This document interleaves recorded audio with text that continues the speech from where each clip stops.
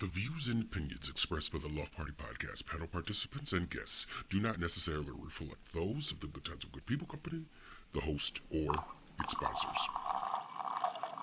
It's not getting in. Welcome everybody out there in podcast land. The Good Times with Good People company proudly presents the Loft Party Podcast, where it is always about good times, good people, and good talk. Now that you've received your invitation, the best way to let us know that you're in attendance is to download the party or become official by joining us on Facebook, subscribing on YouTube, iTunes Podcasts, or Google Play Podcasts. Good. Thanks for joining us. Grab a cocktail, light a cigar, or whatever you like to smoke. Share us with your friends, and make yourself at home.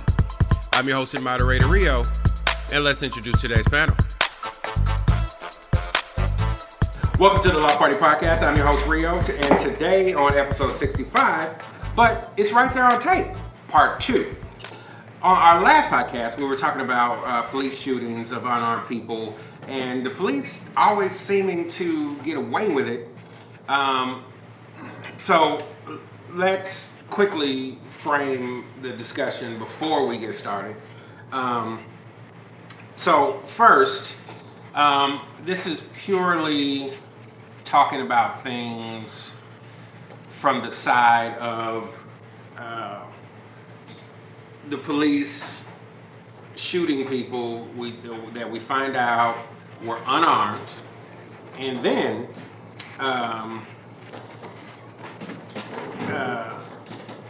they either don't get indicted, or they do, and then they're exonerated of all charges, and they wind up going back to jail. This is irrespective. I'm gonna say this right now, because what we see more of lately is this happening to minorities in particular. Black people in particular, but this is not that particular discussion. This is about how is it in America you get caught on tape shooting somebody to death and then nothing happens to you. That's the discussion, and not kind of all of. There may be tie-ins to particular ethnicities or whatever, but I think this is a larger problem than just police shooting black people or police shooting Hispanic people. I think this is a systemic issue as far as I can see it, and I want to discuss what the panel's thoughts are as far as that's concerned, as training and how the police forces in different cities have become very militarized. And so before we do all of that, let's introduce today's panel. Of course, my returning champion, Chris O'Connor. He's the owner of Liquid Nine Entertainment and Investments. Do we want to talk about Stolen Hour? No, that's okay. Okay, so we'll wait on that. But he also has interest in Regal Whiskey and Office Works. We have Big Dave Elliott. He is the owner of C&P Construction. We have got Brian Massey, marketing analyst for True Media, and our resident brain mass. Our bartender extraordinaire, Ben Roberts, here at the PARTAGÁS Club, and Jordan Bradbury, there we go. He is in sales. We're just going to leave it like that because that's all he wanted me to say. The anonymous female will not be a part of the podcast today. She's dealing with some family issues right now, so we're going to send out our thoughts and prayers to her. And we had somebody join after we took roll. And your name is, sir? I'm Adrian Lewis. Okay, Adrian. And what do you do, Adrian? I'm in management and manufacturing. Okay, all right. We won't say what he's managing or manufacturing, but it may be the same thing that Jordan is selling. So, we are going to jump in with, before we get into important things, let's get into the important things. And with that, Ben, so what are we drinking? Today we're drinking a Smoke and Berry. It's with Rieger whiskey, which is sort of a sweeter whiskey, so it pairs really nicely with this flavor profile. Frangelico, which is a hazelnut liqueur, a strawberry, honey, and cayenne cordial, and egg white. And it is delicious out there in podcast land. Smoking berry. I wish you could be having one of these with us. And what we are smoking today, we have a very special treat, is the PARTAGÁS Serie E No. 2. For anybody out there in podcast land who knows anything about cigars, really, that is a Cuban cigar, and I will say this, it is probably the largest ring gauge of any of the Cuban Partagas. And it is probably one of the best, it's probably the best Partaga I've ever had, and one of the best cigars I've ever had. And I will say that if you're ever in a situation where you see a Partaga with the distinctive red band with gold lettering, please pick one up. Do yourself a favor. Can I bring one more up in that same class? Please. PARTAGÁS Habano No. 4. A delicious smoke. A delicious smoke Yes. that is right there with that number 3. Also a Cuban cigar. It's one of the best cigars I've ever had. Absolutely. Okay, so before we go forward, I know there's a couple people at the table who had some RIPs before I get to the one that I had. So I know Dave. Hey, had one. I wanted to bring up a couple. James B. Nutter has been running a mortgage company around here for many, many years. James is a staunch Democrat. He really got a lot of people into politics in a lot of ways. So he's very active in the community, but he also set up a lot of loans to help disadvantaged people and people of lesser means be able to get a house and maintain it. So, he's done a lot of different things and been definitely a leader in Kansas City. And then the second one being Neil Patterson was the co-founder of Cerner, yeah. who just died from cancer the other day, and another person who made an impact on the community. I mean, he was a major owner of the Sporting and brought Sporting, which is probably one of the best MLS soccer fan. I'm not a huge soccer fan. I watch a little bit, but they sell that thing out every game, and it really created a great market for him. And this is kind of where his genius was, along with Cliff Illig, who was his main partner. And Cerner is going to end up employing probably 20,000 people easily, if not 25, 30,000 people here in Kansas City, and built several campuses. So, a couple serious leaders that were positive results for the cities in two different ways. They were definitely two political classes in either way, but they both had their positive impact. Exactly. And the one that I collected, this one actually threw me off guard because he was such a young guy.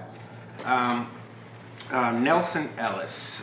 He's best known for playing Lafayette on the HBO show True Blood. He passed away at 39 due to some complications from heart failure. And that one really threw me because, like I say, he was such a young guy. And I have to admit, out there in podcast land and to the panel at large, True Blood was one of my straight up guilty pleasure TV shows. It has no redeeming social value. It was not going to expand your intellect in any kind of way. And I don't know if he was in real life, but I had never seen anybody as gay as he played Lafayette on that show. I think that he sexually orients more straight in real life, actually. Well, that's what I say. I wasn't sure because I've seen him in other things, but he was like a character actor. Yeah. So he would. That's what actors are supposed to do. Yeah, They're supposed to be able to play any kind of part. Yeah. So yeah, but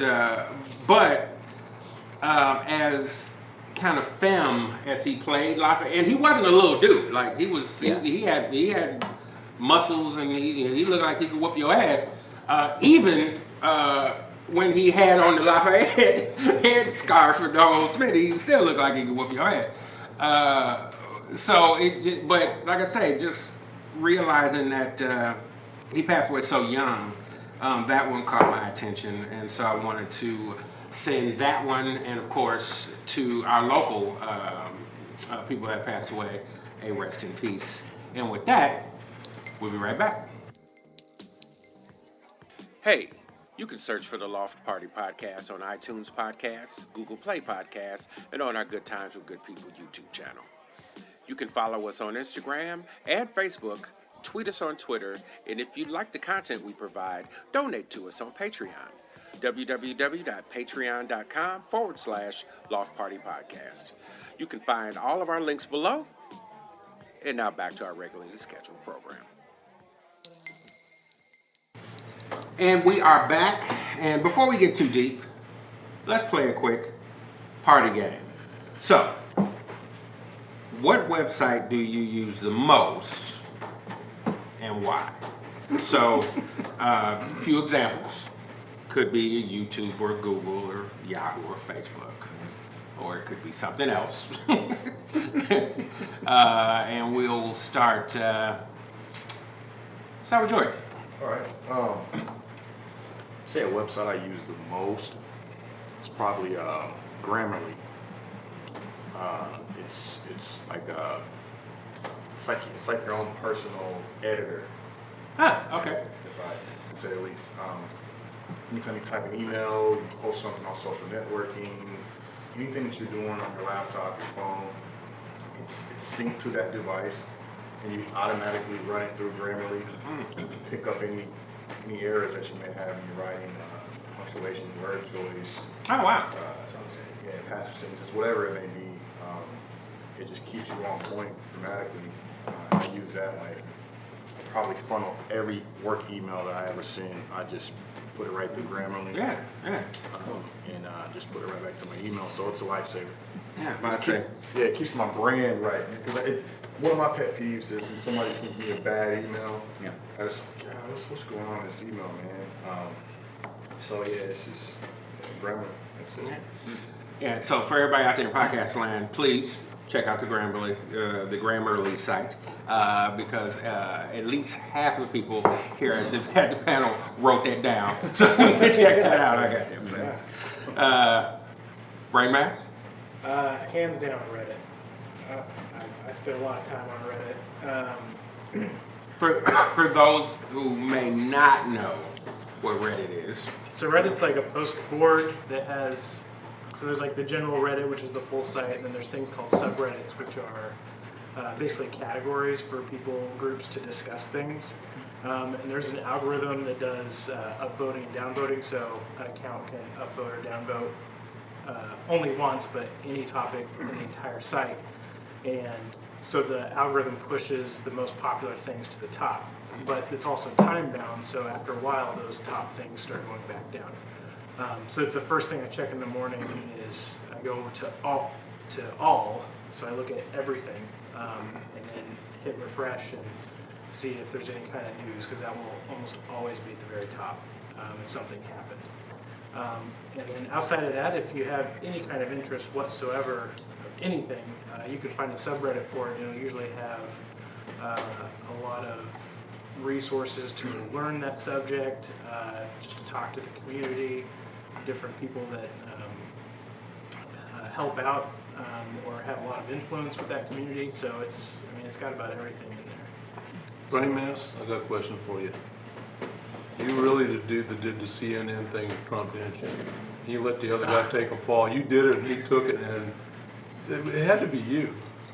You know, Why would you do that? There's a subreddit called Out of the Loop, which I love using, because like if something's going on, I'm like, I have no idea. You go to Out of the Loop and it's almost always at the top, and they explain it. There's a Explain Like I'm 5, which has subjects you can ask questions, and then someone there's always an expert there. And they'll explain like they're 5. The Science subreddit has monitors that says they will tag you as an expert. You have to give them proof.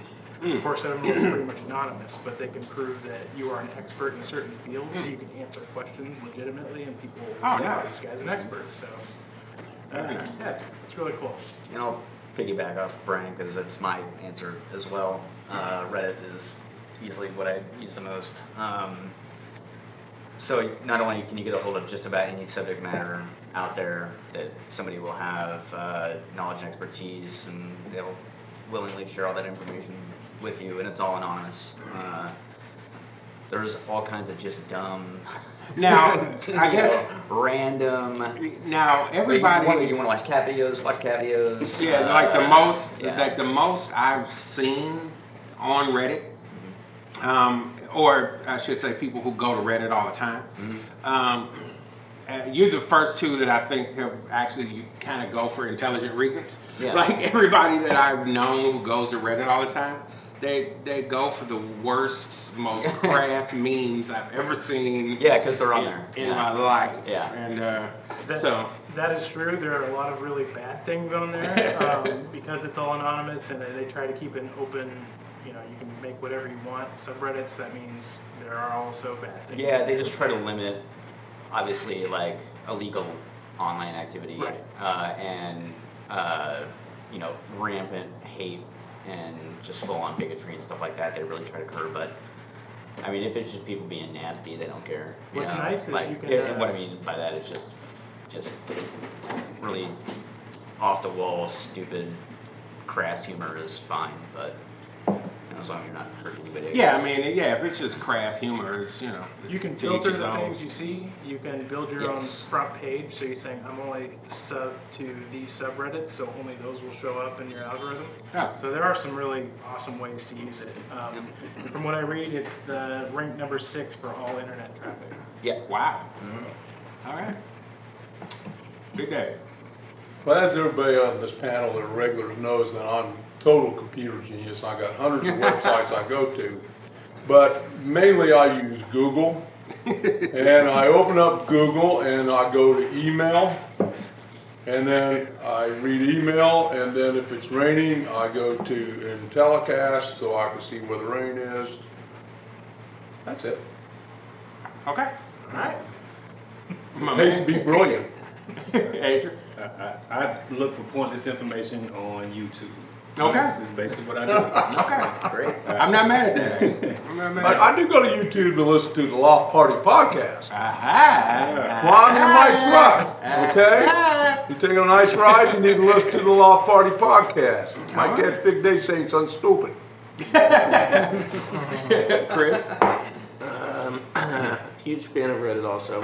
I love that one. Huge fan of Grammarly too, and it's saved my life a billion times. But In fact, I think you had mentioned Grammarly. oh, I before. love it, because it just teaches me how exactly illiterate I really am. But Amazon, I'm probably like my entire ecosystem of my life runs through Amazon. So Yeah. everything under the sun. Yeah. I love Amazon. As the anonymous female and I have been the benefit of Chris living his life on Amazon, because we inherited an Echo from that, which is actually a really funny story if you don't mind me telling. So when they first come out, the Amazon Echoes, he's thinking, it's going to be an amazing thing to put an Echo in every room. But that way, no matter where I am, I can ask the Echo whatever question I want to ask it, have it do whatever it is I want to do. Problem is, you go, Alexa, and all of a sudden, half of the house hears you, and I'll go, and they're all answering you, and all trying to answer the question at the same time. And he found out that he had to get rid of a few of those Echoes. And, which is how we wound up with one of them. Actually, that's kind of trippy, you know? I know. The look on your face, you're like, It yeah, can that's not get right. Just the first moment. All right, It's not gonna work. you get a little buzz on Go close. you get a little buzz going on some mushrooms or something like that, and put about 4 or 5 of them in your house, man, and you could carry on a regular conversation. I did try to ask Alexa what's the meaning of life, and she said exactly. Exactly. I was like, okay, all right. I'll take that as an answer. All right. Kind of scary. I know, and also kind of scary. We don't want to pit her up on the side of a mountain next to the guru then. So for me, I think it's no secret that that I'm a music guy. So the sites that I go to the same sites just about every at least weekday, and they're all music related blogs and Amazon. Like so, it's some quick shout outs. I'm originally from Chicago, so we have one local music blog that's for hip hop that's kind of become the national blog go-to for Chicago hip hop, which is called Fake Shore Drive. I go to Two Dope Boys, the smoking section, one called Ill Roots.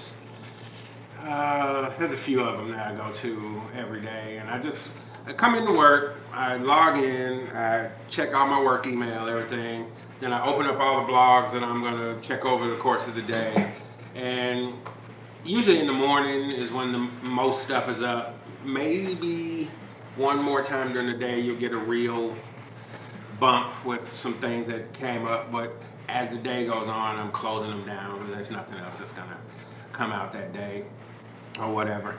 And then the other thing that I actually spend quite a bit of time doing, usually pushed there through one of the music blogs, is to YouTube, because there'll be interviews with artists or stuff like that I'll be interested in,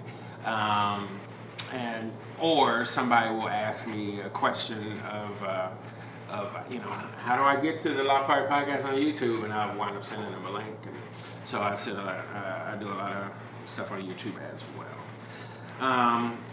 And with all that, I think everybody is enjoying their smoking fruits and their cigars, and we'll be right back. Hey out there in podcast land, we would not be doing our duty if we didn't acknowledge the sponsors of the Loft Party Podcast, the Majestic Restaurant and Jazz Club, and the Majestic's Pendergast Club. The Majestic carries on Kansas City's tradition of great food and jazz. Let them show you why they are the classic Kansas City steakhouse experience. 931 Broadway, just 3 blocks from the Kansas City Convention Center. J. Rieger and Company, a Kansas City distillery. Whether whiskey, gin, or vodka, neat or on the rocks, J. Rieger, Kansas City, sipping good since 1887. C&P Construction, Kansas City's premier wood framers, 50 years of quality framing and craftsmanship. Just email david.cnpservice@gmail.com and start building something new today. And our friend and frequent guest, Lane Boland. Thank you all for all that you do. Time to rejoin the conversation. We're back, and here we go with party politics. So what we're discussing today is the police shooting unarmed people and seeming to get away with it. And of course, this is a conversation of our last podcast, so this is definitely part 2. So before we get to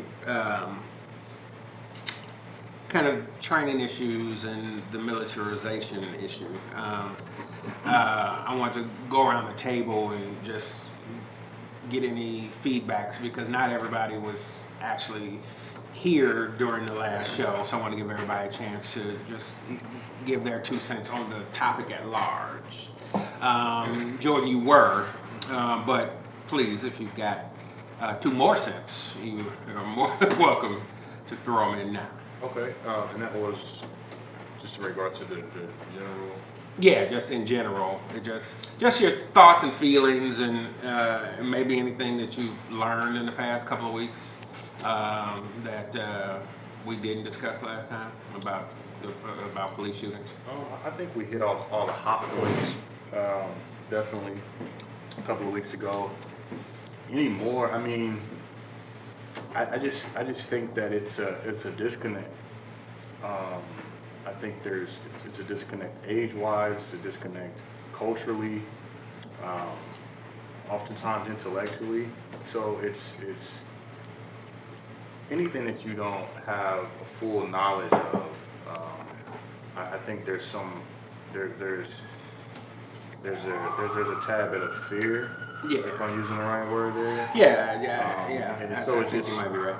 yeah, and that I think that just innately forces you to act a little bit edgy or uncertain or unsure.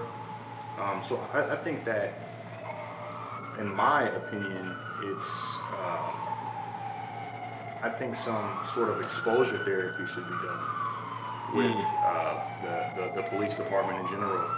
I think that if you go spend 2 or 3 days, or you almost like the foreign exchange student comes to America from wherever they're from, and they live in a home, they adopt the culture, they see what's going on. I think that would be a nice pilot program, if you would, for officers to, hey, here's a family, it's a good, wholesome family that's somewhere east of Troost or wherever the crime-ridden areas that they say are. Go live with that family for a weekend. Just get a pure understanding of day-to-day, just in their culture, in their life, how they perceive things, their logic, and then go back to work. And I think that a program like that would allow them to literally just like adopt the culture. I think that would change the outcome drastically, just to understand. Walking a mile in a man's shoes. Most definitely. Most definitely. Brain mass? I see you're in deep thought over there. I can see. like that. I like that because I think every region has its own kind of has its own culture. Yeah.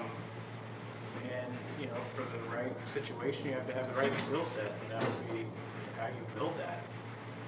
Just in general, though, I will say one of my concerns overall is, I would say it's probably more and more difficult to attract people to become police officers. And when that happens, you start losing candidates that have the skill set of being a good police officer. Because why would I go do that in such a bad situation? Or they keep getting placed in bad situations, which just spirals down. I mean, now you have, the average skill set is lower, and it just keeps going, and it kind of feeds itself until you're in a really tough situation. And I don't know how you reverse something like that. I agree. Dave? I'm the oldest one here. And I want to have a little bit different views on things. But I will start with saying, and as you all know, I've been beat by the law a couple of times. In Texas, they took a piece of ivory soap, put it in a tube sock, and beat the shit out of my head. And then I was actually homeless on the streets of New Orleans at one time in my life. I was a drug addict and I was in a bad way. And so you're going to get whacked from billy clubs and what have you. Was as much of a risk to be shot, certainly not back in the 70s so much, and certainly because I was white, that makes a difference. But the one thing, I went and did my homework, and look, there's one there, I looked at the news, 10 deaths for a black man pulled over by police. I think that's where some of the training needs to be, right or wrong. Live to fight your fight another day. If you feel like you've been pulled over and done wrongly, then you have a system in place to go complain. You have a system in place to go do things, and I think that's difficult because I look at a lot of these shootings. I'll take the one, I think it was in South Carolina, and the cop shot the guy in the back. Is the cop wrong? Oh, absolutely. Did he go to jail? Yeah, absolutely. He's going to jail. But the man ran from me. Sit there and comply as best you can. I'll give you a quick example. I got pulled over on I-35 heading south. He turned his lights on about 63rd Street, and there was a line of traffic going up to the ramp on 75th Street. There was construction going underneath the bridge. And so by the time I won't pull over in the left-hand lane. That's an unsafe place to be. So I waited until I got between the ramps of 69 Highway and 75th Street, and I pulled over. And he came up, has his gun drawn, put your hands on the wheel. He thought I was running. And so I instantly said, put my hands on the wheel, I had everything there, and I said, I was just trying to get us to a safe place. I said, I didn't want to be unsafe myself. I didn't want you to be unsafe. And he came back to me, and if I was black, I might have had a different result. And I'm not going to sit here and say that that isn't so. But he came back to me and said, his comment was, I was amped up because you didn't pull over. But once again, I said to him, I had to find a safe place for us to pull over. Traffic was bad, we had construction on the bridge, and went through my spiel. So I think, and I'm not black, so I don't know.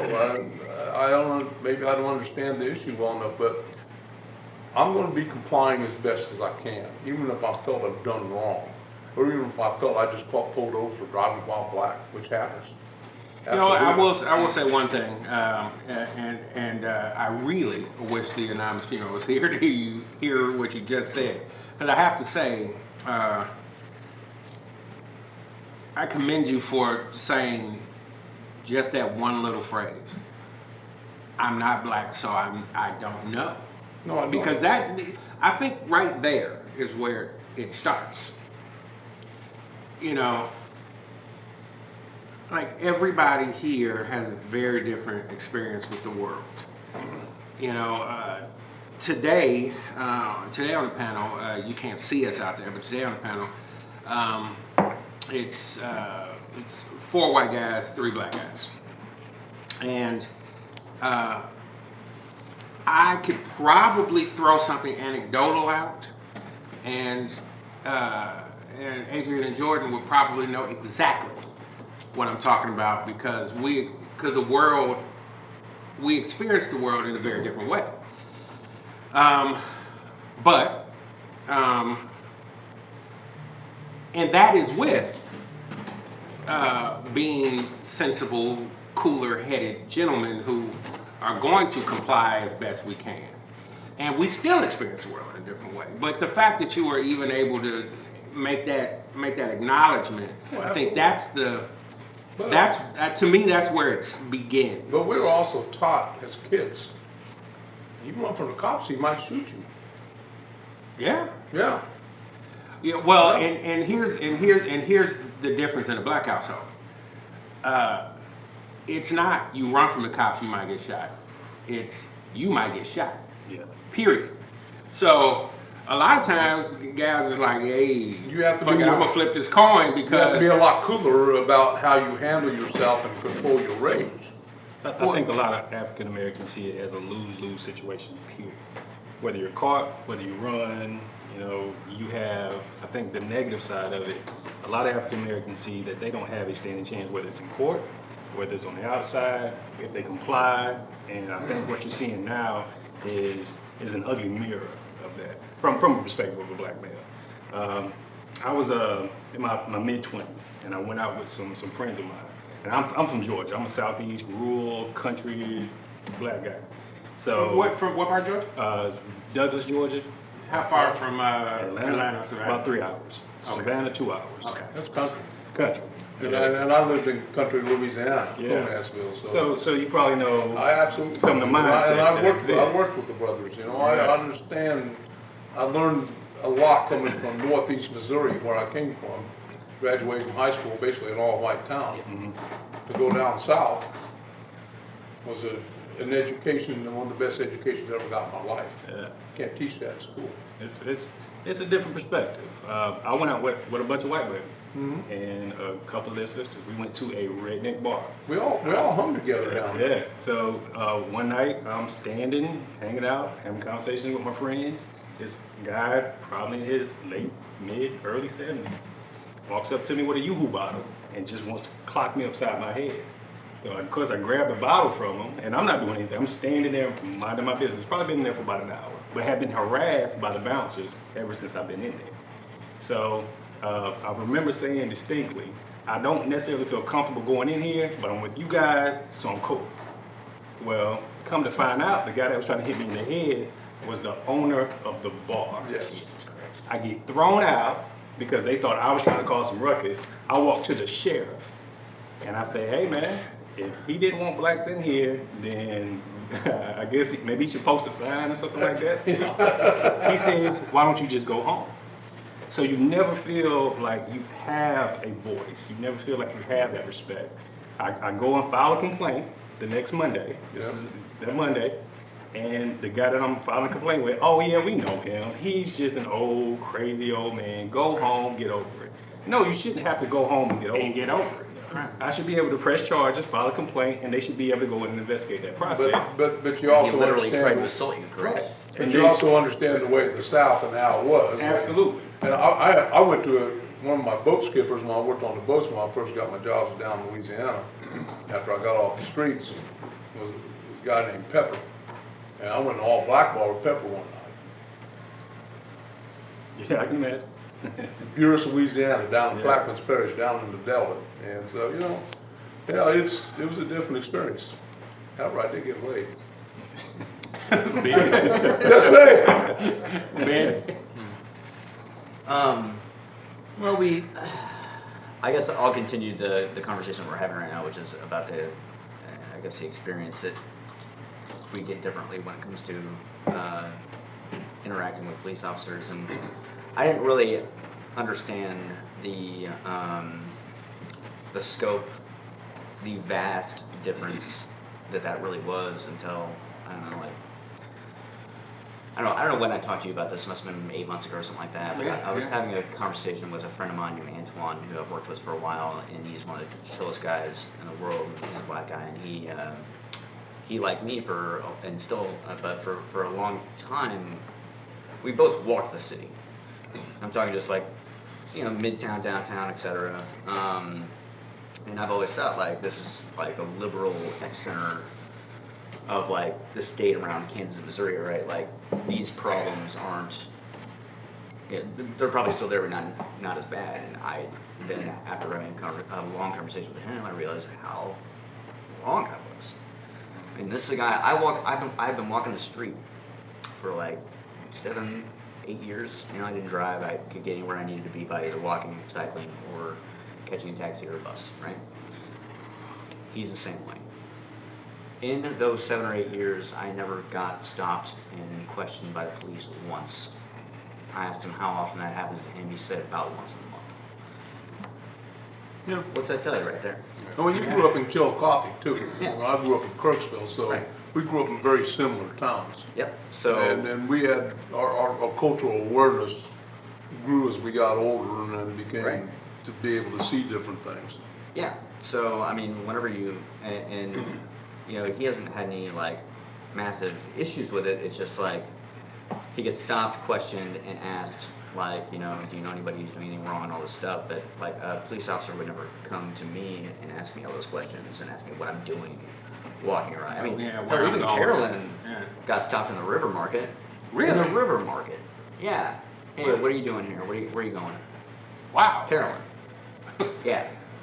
Anybody out there in podcast land, Carolyn's been a guest on the show before. If you ever meet Carolyn, she's probably the sweetest human I've ever met in my life.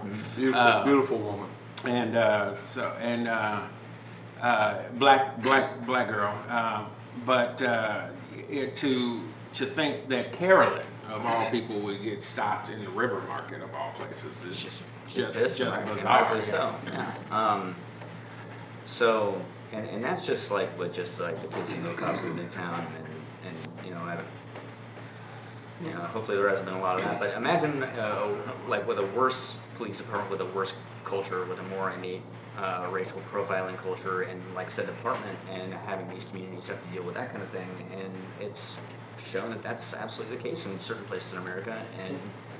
And unless we pay our police officers more and train them better and make an earnest effort in these departments from the top down to counter that culture, I don't foresee anything really changing, because it's shown time and time again that these people just get let off the hook over and over and over again. And if they do get caught, it's only at the monetary expense of the taxpayer, so there's no real repercussion for any of their transgressions, unless they. One second, Dave, are because I want to get all the way around the table. Like, Go ahead. Chris? Yeah, it's a, and again, I think this is probably just your average white dude perspective. It's a real mixed bag to me. It's funny just to always hear, what do we do different? What do the cops, should they be doing different all the time? Right. Part of me always wants to look back and go, okay, then police the community yourself.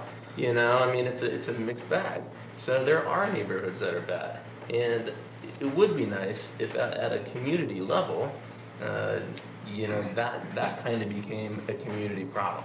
Not just how do cops come into this crappy area and try to fix what is a real crime problem, but it's also how does the community reach out to the police and work together in some ways. And it's got to be a mixed bag. It can't just be one approach or the other, I don't think. But I am also just alarmed at what you were saying, that we've completely gotten away from the best policing that ever was when people worked and lived in their own community. Yeah. And that is a huge problem. And I think it leads to all kinds of misunderstandings and exacerbates cultural problems. Because I think you're right. I think there's a super large fear factor that goes on in these things. And I also think there's a lot of, you start getting an adrenaline rush in and people must start making horrific decisions. And then I think there's a culture of covering up those incredibly bad decisions, which leads to not having a voice and feeling like you don't have a voice. And I would completely agree with all that. So somewhere in the middle is always the right answer. Yeah, very true. The balance. Yeah. The balance, and that's kind of where I was headed, is that, you know, Kansas City right now, it was in the Kansas City paper the other day, per 100,000 people has higher murder rate than Chicago right now. Which is pretty scary. And our community, as far as the poor black community, is very isolated. I mean, there is a line there. There's I don't know what you want to call it, a wall or whatever. It's a hard line, but anybody that lives there in Kansas City knows that. Well, and the bad thing is that most larger urban cities, yeah, there is a line, and most people know what area, what street. A lot of times is the dividing line, and here in Kansas City is so obvious. You cross Troost and it's another city, you know, and I think that's getting better though. Like, well, it's better than, I mean, I've been in Kansas City now for 12 years, and it's definitely better than it was when I moved here. Okay.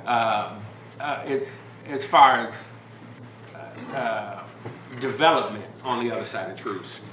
But I don't think economic hijacking of everything. All they do is come in, try to redevelop where land is cheap. It raises the property values, which is nice, but it also pushes people further east to a place that they can afford. Exactly. And it just moves the problem. Yeah. I don't think it ever fixes it doesn't actually fix it, right? Which is actually where I was going. But I will say this: I remember when I was I don't know. 18, 19, something like that. I was in a car, a bunch of friends.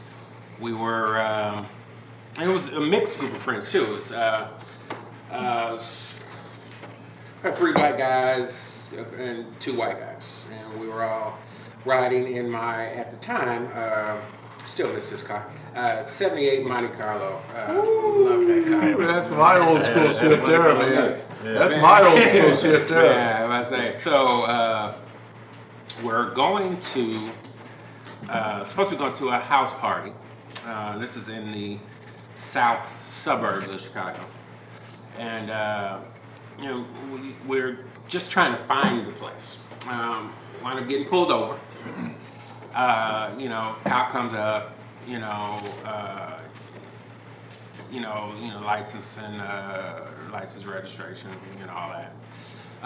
You know, I try to be polite as possible while I'm driving. I said, I need to go in my, glove box for, for registration and all of that.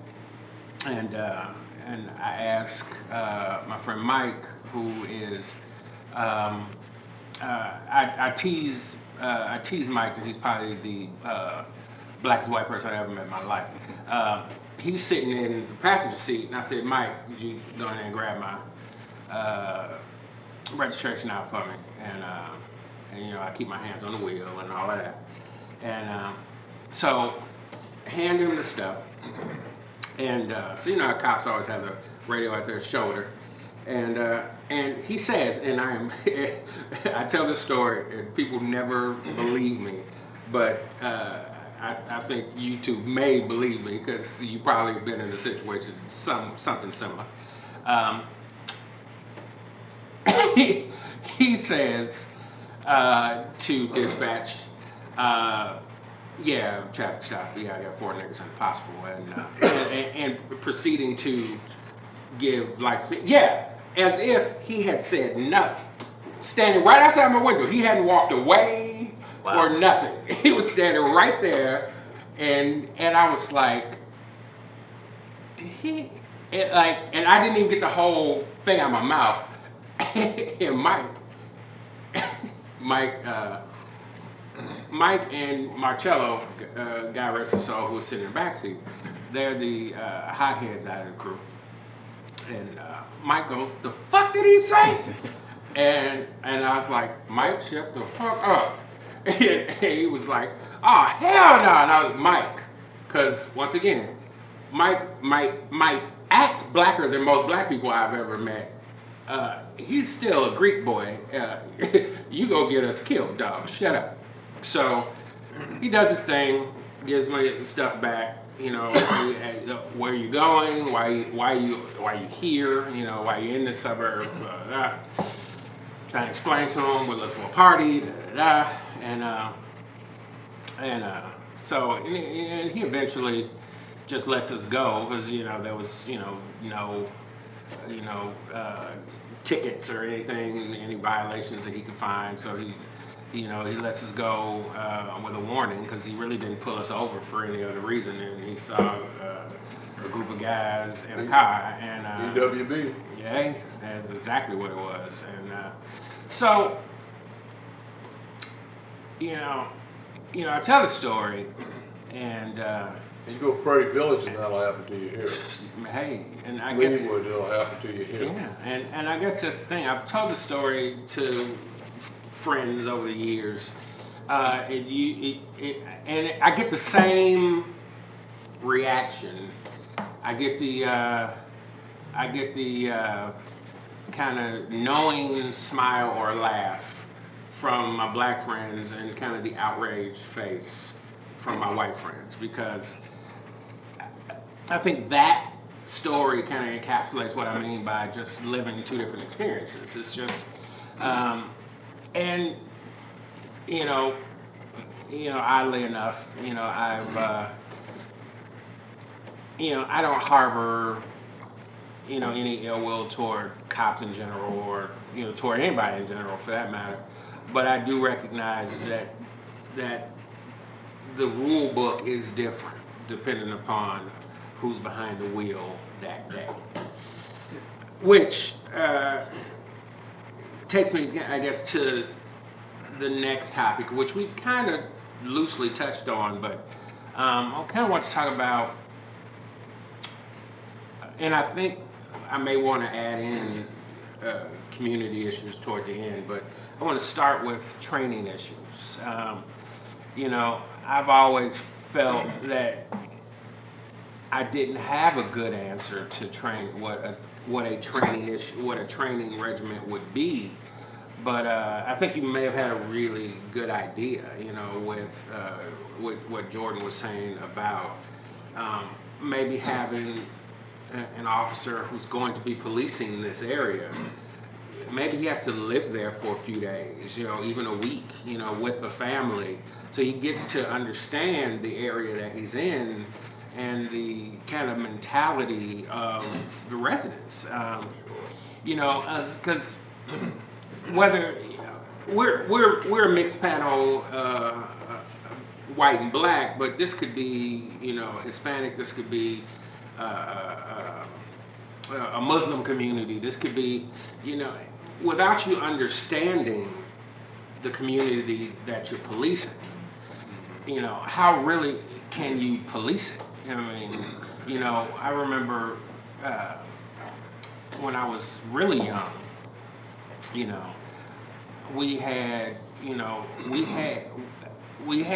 didn't just have cops, just police car patrol.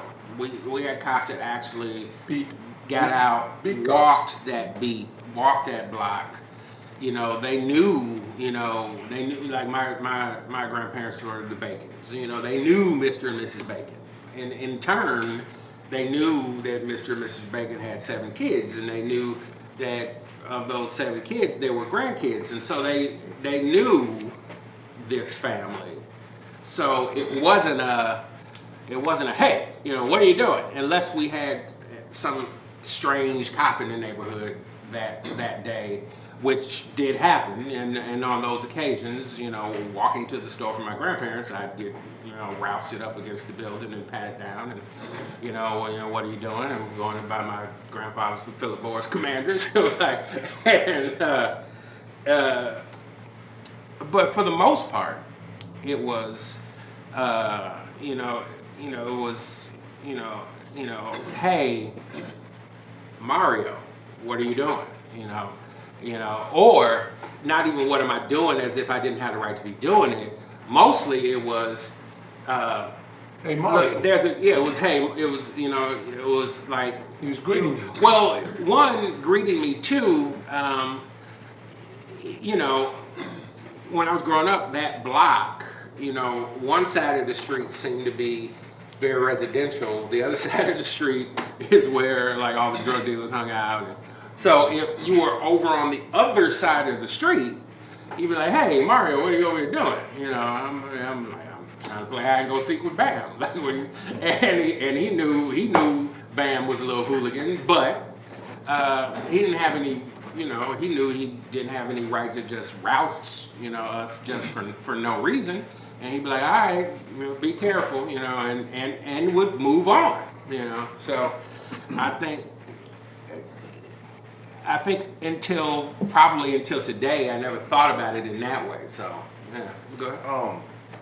I'm a firm believer in the law of attraction and like the energy that one emits and whatever you focus on essentially grows.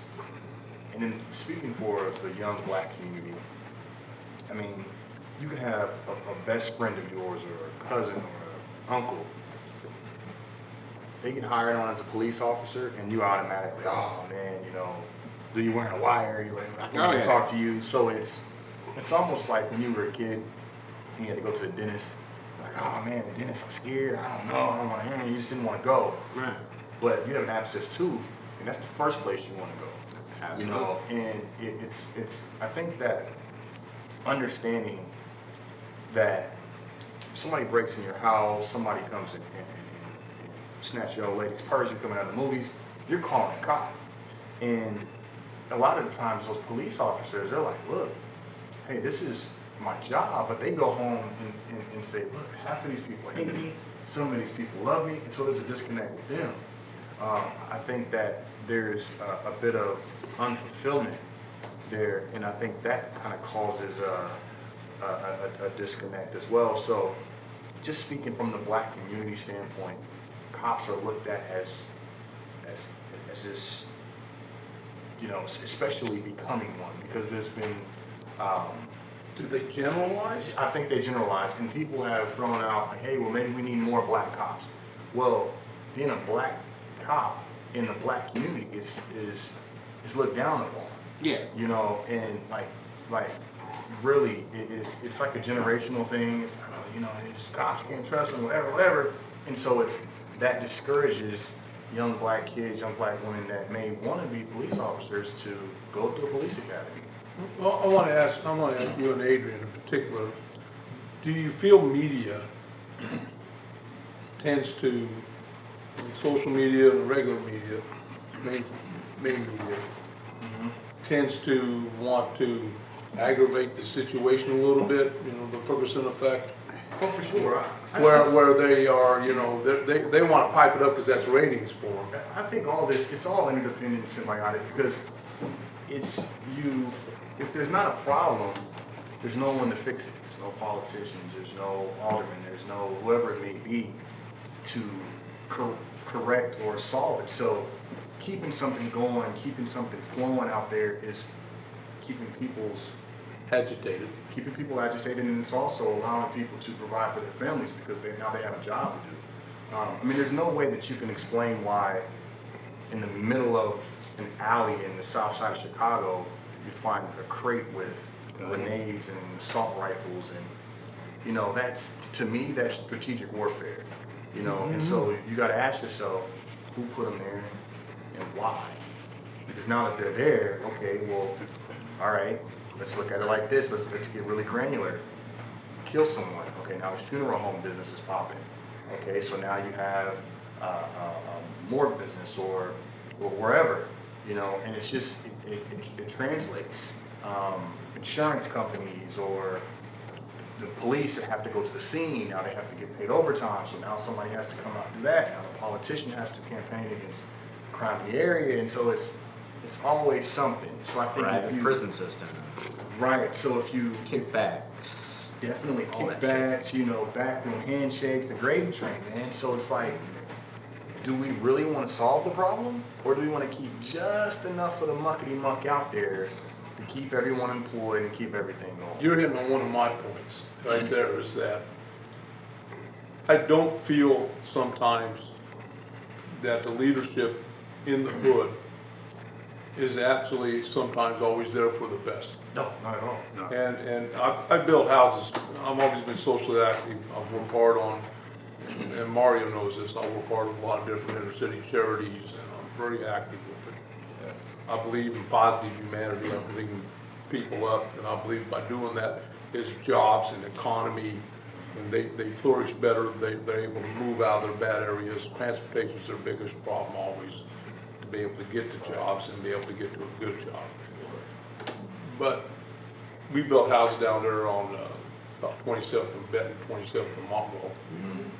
And the brothers, Montgall was a dead end behind me, so the brothers were doing business behind us. And I had a black dude named Tony Childs from Atlanta working with me, and him and I were open carry on our tool belts while we were building the houses. And we didn't have any problem until one day, you know, they all came up and kind of stood in front of us, and some of the guys over there with nail guns hiding behind a wall on the second floor. And I just patted my belt and I looked at him, I said, you guys been back there doing your business, I'm here doing my business. There hasn't been a problem. Why is there a problem now? And they were cool with that and went back and did their business, and I did my business. But the thing we ran into down there was that the person running the main thing was skimming. He was taking money. And this is what's always happening down there. Everybody, anytime there's a government grant or something to do this, they're in there skimming their money off of it. It wasn't impossible to see. We've had this problem at 18th and Vine in that entertainment district. You know, that'd be better run by a management company, but the black community doesn't want to give it up because they're able to take some money out of it. Every time some money's thrown in there, they're able to skim it out. And it's just, you know, this is not a racist thing to say, it's just a reality. It is, for sure. And this is part of the problem we have here in Kansas City in particular, is that you're not working for the betterment of your community, and that's what bothers me. Every time I've gone and stepped into this arena, you're right. You know, and of course they see me, I'm the old white guy with a white beard, and I am totally foreign to them.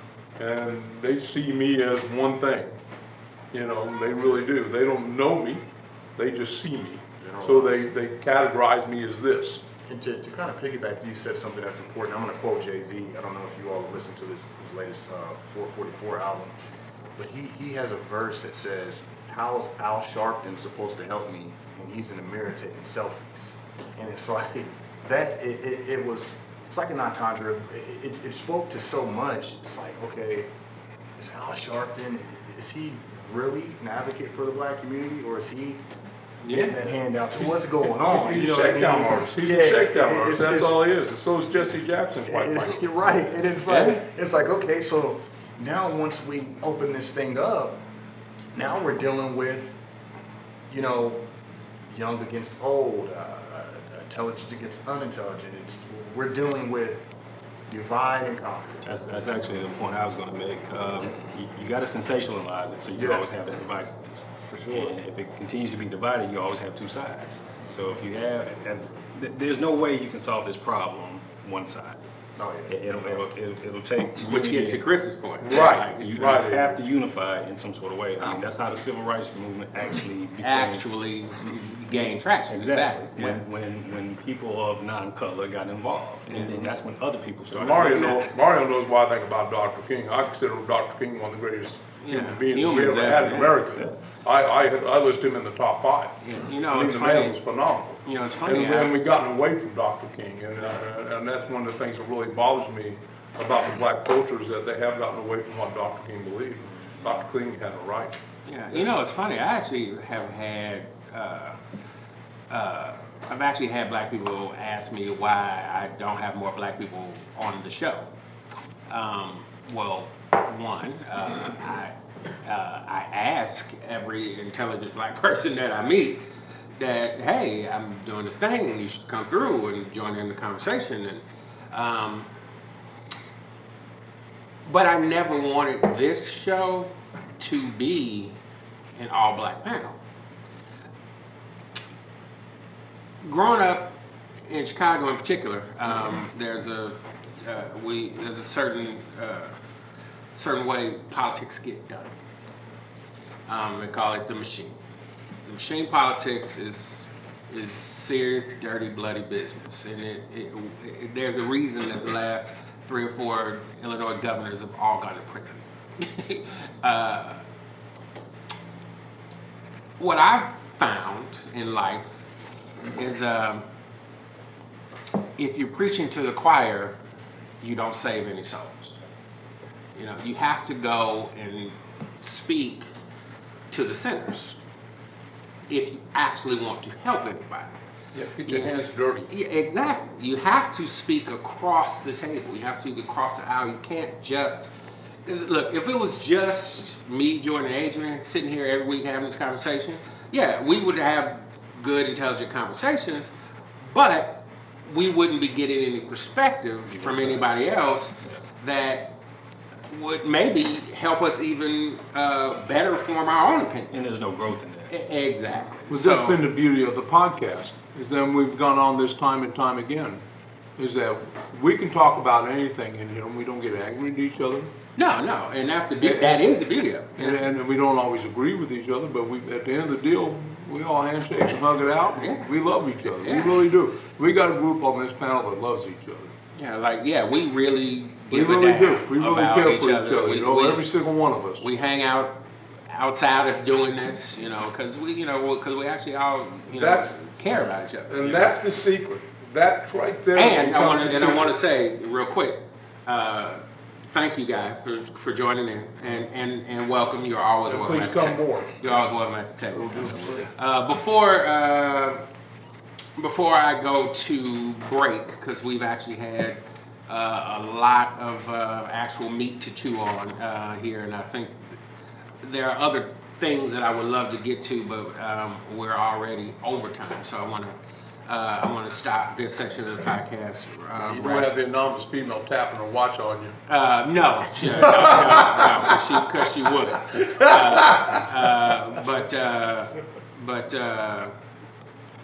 But Brian and Ben and Chris, I want to give you an opportunity if there's something that you want to throw in before we end this section. I feel pretty good. Yeah.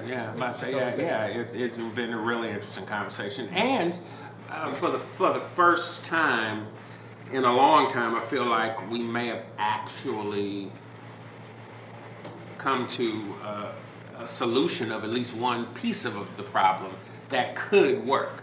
I think one thing that might be advantageous is trying to find an actual KC police officer to join us for a session. For part 3. Yeah, absolutely. Because that's another perspective that obviously none of us have because we don't do that job. Yeah, no, you're absolutely right. You're absolutely right. I think with that, we'll be right back. Hey, you having a good time? Let me introduce you to a couple of my media brothers. First, www.americathemixtape.com, a cipher on American politics, society, and culture. And where'd I get that mixtape? Of course, www.cornerbodega.us, purveyors of urban culture. Come on, let's get back to the party. Okay, so we are back, and before we get out of here, I want to talk about today's sugar honey iced tea, and those, of course, are things that I or a member of the group have found that are really cool, aka the shit. And something that I've actually been thinking about for a few weeks is something we haven't seen in a while. Fully marketed rap albums. Like, there's been 1,000 rap albums, that come out every year. A lot of them have tried to drop as kind of a surprise. Some of them might do some half-hearted marketing, but with the new 2 Chainz album, Pretty Girls Like Trap Music, and the new Jay-Z album, 444, which is his kind of answer album to Beyonce's Lemonade album. We've been seeing, to my joy, the resurgence of a true marketing campaign. During the break, we were talking about needing to do the work. You can't just get on a social media platform and become famous. You have to do the work. And that really goes across the board no matter what industry you're in. You have to do the work in order to get good at it, to get to the top of your field. So with the 2 Chainz album, I'll start with that one. For months, and I mean months, almost 6 months it seems like, I've been seeing him building the marketing for this album. It started with him just announcing what the name of the album was going to be. It was Pretty Girls Like Trap Music. Then he did a deal with, I want to say, Spotify to do these Pretty Girls Like Trap Music playlists. So he teamed up with a pretty girl, and they create a playlist of trap music, and they would be dropping these every month. So, he's done one with a couple of actresses. He's done one with, I know he did one with Amber Rose. He did one with Erykah Badu. He did, so they weren't all one type of pretty girl either. So, and then when he dropped the album, not only did he do what I would say is a standard big rollout, he did a true big rollout. He did a full-sized, full pink trap house in Atlanta. He painted the full thing pink. There was a stove and a car and all this other stuff in the yard, fully painted pink. That's where he did his listening parties. They did some like charitable drives. They did some free haircuts. They did a beauty salon day, and they also did like a pop-up shop, all out of this trap house that he found in Atlanta and painted pink, and as well as full video rollout, single rollout, just correlating kind of fashion line, because it's really beyond merch. When you think of merch, you kind of think of just like a concert t-shirt, but he was doing full. He did t-shirts, sweatshirts, denim motorcycle jackets that were black and pink, and he just like this full thing. And I hadn't seen a marketing campaign with that much push in a long time. And it actually made me feel really good that somebody still understands how much work there is to be, this is, until later in life, how much did we actually know about like Michael Jackson? Or how much did we really know about Prince? Or about James Brown? Yeah, I mean, I'm a JB fan. But I guess, and that's what I'm saying. It's there's a level of work that goes into being a superstar, and it's seeing that somebody actually still cares to do the work felt good. And then behind that. Jay-Z's 444 album that he just released. I like that you did. Yeah, I mean, it was it was a different kind of marketing campaign, but it was also a full campaign. He did these full billboards in New York and in other cities. Before you go to Jay-Z, I got a question. Yeah. Was it pink or was it hot pink? The 2 Chainz stuff was like a hot pink. That's what I'm saying. It had to be a hot. It was a hot pink. That's what I'm talking about. Yeah, so The thing about Jay-Z too that I want to add on, you can tell the level of business acumen and the counsel and just the flat out experience that he's had because Kind of like P. Diddy. I like Diddy. And so it's like with Jay-Z, he worked a deal that was so complete. Sprint bought over 1 million. He was platinum before the album even released. So it's like, not to take away from 2 Chainz, I understand. I mean, 2 Chainz is 2 Chainz, Jay-Z is Jay-Z. It's like Jay-Z's, okay, I'm gonna go work with Sprint. I'm gonna get them to buy into my streaming service. I'm gonna essentially pay myself twice. And I'm gonna go platinum before I even drop. before you even dropped the thing. Yeah, and so it's like, he still worked, he still had an element of marketing, but I think that the business acumen. Oh, it's bar none. Yeah, this is what you're talking about. How he never went to the top of the food chain in the industry. Never went to like Verizon or Oh yeah. Apple or anything So like that. so something I discovered about Jay, and one of the things that has actually made him the business success that he's been is Jay-Z always, business-wise, always partners with the number 2 player. Sometimes the number 3 player, depending on how far away from number 2 they are. And never the number 1 player because he can prove how much of the needle he moved for number 2. Yeah, I was gonna say that's something I was thinking about the last time you talked about that. Is like, you know, whenever you're dealing with the number 1 player, the number 1 player isn't hungry. Exactly. So you get to number 2, Exactly. they still have that hunger to be. To be number 1. Yeah. And So that's- you're gonna get. one way you You're can gonna be able to go. maximize Exactly. So, Yeah. so he's been able to do these incredible deals over the years. You know, when he bought, when he bought, when he did Samsung. I mean, that wasn't the number 1 player. That would have been Apple. But going with Samsung when he did the Samsung deal was brilliant because he really could prove how many subscribers he could really bring. He leveraged his value and he made himself quantifiable. And you know what, this is kind of off topic, but I'm upset with Sprint right now. You know why? Because the national freaking headquarters is in Leawood. Yep. We've got the Sprint Center here, and they released the 444 tour checklist today. Yes. Kansas City was on it Yes. earlier today, and they removed it. Did they? They did, and they added in South Carolina. And so I'm thinking, like, what is that about? I mean, those have to be huge markets for Jay, but you would think. With Sprint being But here- you would think that Sprint would say, "No, we got to do one." Yeah. I mean, because Sprint Center is one of the. They have nothing to do with the arena. They have nothing to do other than naming rights. AEG actually runs it.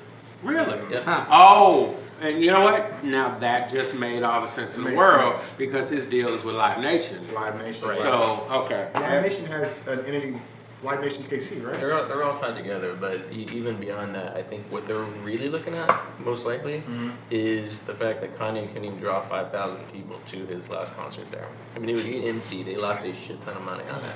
But there was also a snowstorm that day. I will caveat that. Yeah, Because I remember that day because I was like, damn, I should have went if I knew. But even ticket-wise, they didn't sell very many tickets. Yeah, it's true. You know, they can snow all at once if you sold the tickets. I'm sure if Sprint wants to come, they're more than welcome to become a sponsor. Absolutely. Absolutely. Hey, Sprint, if you're listening, any comments that you'd like to make, I'd be more than happy to have a representative of Sprint here on the podcast. All you have to do is sponsor a couple of things, and I'd be really happy with it. I do want to talk a little more about 2 Chainz. Yeah. I guess it's a completely different style than what it was before, right? I remember you were in here playing. It's definitely okay. So It seemed like more, I know more Chainz like has. ethereal, you know, like.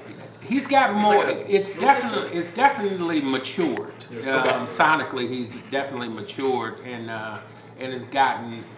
it's still very much a trap sound, but it's definitely more sonically mature. I was gonna say usually when I think of like trap, I think more abrasion, and this seemed really like mature. Yeah. It was really mature and smooth. Yeah. And, I think he's more. and he just definitely still has those songs on the album. Right. But the singles that he's leaded with have definitely been more mature. I think he's playing like Monday morning quarterback with this album. He's like, look, this is what it was when I was in it, and he can still speak the language. Yes. But now he's talking trap shit from the south of France, you know, and it's like he's essentially going back and finding that 2 Chainz that's somewhere in Atlanta right now. That's fucking getting ready to walk the path, and he's talking to him like, look, man.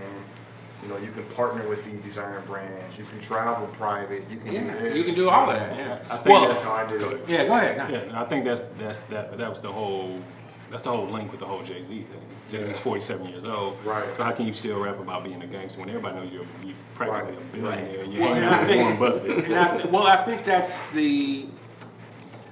I think that's kind of the beauty of coming from the trap. I mean, because if you think about it, really, Jay and Chainz both came from the trap. Right, sure. And so... Probably Jay more so than Chainz. Yeah. So coming from where they've come from and going through the maturation that they are going through, you know, they're finding that we can still speak to where we're from without having to pretend like we're still there. Sure. I think other artists haven't really yet found a way through. Like perfect example, and I still really like a ton of 50's music, but 50 still raps as if he's still and you can't take snatching purses and selling drugs. You're not doing. Look, we know the day you became a multi-millionaire. Like the vitamin water deal went through, and you went on the award show the next day, and you didn't even rap the song. He literally walked around this thing on TV, and at the end he said, "Vitamin water." So we know the day you became that rich. You can't pretend like you're not that rich anymore. And wasn't there like a marketing campaign that tried to paint him off as like he was broke at some point? They tried to, but even if Like he was bankrupt. Even if he was bankrupt, he's not our bankrupt. No. He's multi-millionaire bankrupt. That's a That's different story. Like, 50's broke. It's like, No, 50's not. 50 still has the #1 rated show on the Stars Network. He's not broke whatsoever. Executive producer. Exactly, not just on it, executive producer of In the it. 4th season. Yeah, so we were talking about it like he was reduced to nothing. And that was like, and then there were just a few people who were like, no, guys, like, come on, he's still rich. Like, Right. He still has the boxing promotion company. Yeah. He's not hurt. But isn't that what he wants people to think? This is, and I think For legal this is, purposes. yeah, but I think this is the difference between the approach that a 2 Chainz or Jay is doing, is that they're trying to enlighten the young hustler. Like, look, I know where you're at, I know where you're coming from. You can get here. For sure. And trust me, in Jay's case, I own an island that I gifted to my wife, who, by the way, is Beyonce. Thank you very much. With Jay's album, that's why I like it so much. It was short and sweet. Yeah. It was sort of melodic.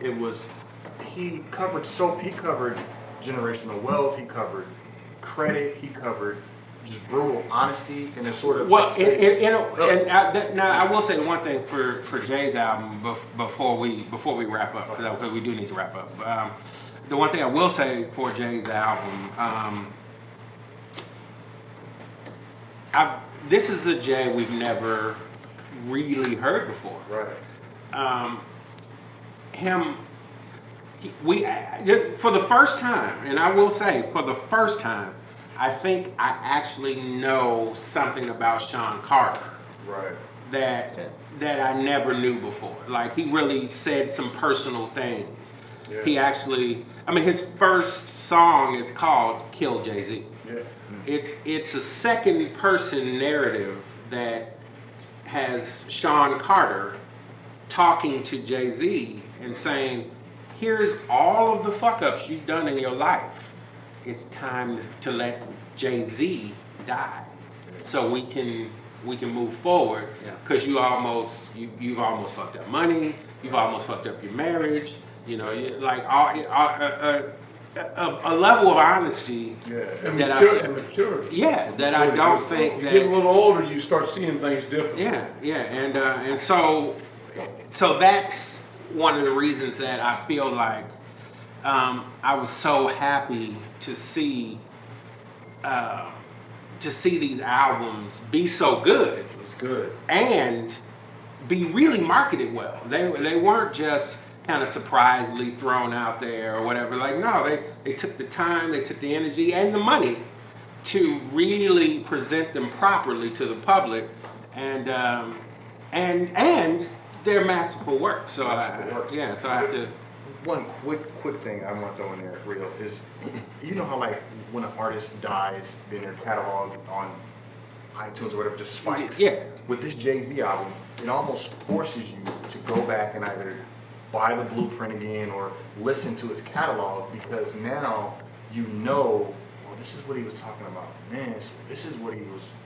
This is what that meant. And it makes you put it together. That was genius, I think. Absolutely. More depth behind the. Either it was genius, or we just never gave him the credit for being as intellectual as he really is. Well, I think a little of both, to tell you the truth. I think a little of both. I think that, I think most people understand, well, I'll take that back. I think a lot of serious rap fans and a lot of serious literature fans understand the double entendre. Yeah. But Jay often wrote in triple entendre, and that takes a level of intellect that is far above your average listener. Yeah. And I think with him getting this personal, it makes the average listener be able to go back and go, oh, that's what that meant, 4 or 5 albums ago. Right. There's a point in the project where he's talking about my favorite line of the album, and I really do have to cut us off. But my favorite line of the album before we get out of here, he says, I bought this painting for $1 million, and the next year it was worth $2 million. The next year it was worth $8 million. I can't wait to give this to my children. Damn. He says, and I talk about art, when people say it's bougie, I think it's fine, but I'm trying to give you $1 million worth of game for $9.99. And I was like, that was one of them lines that I just had to go, God damn. Does it come in closed caption for old deaf carpenters like me? We're going to look into that. Okay. Genius lyrics. You can just. Yeah. But with that, I'm going to have to end this podcast in the way I end all podcasts, and that is to good times with good people.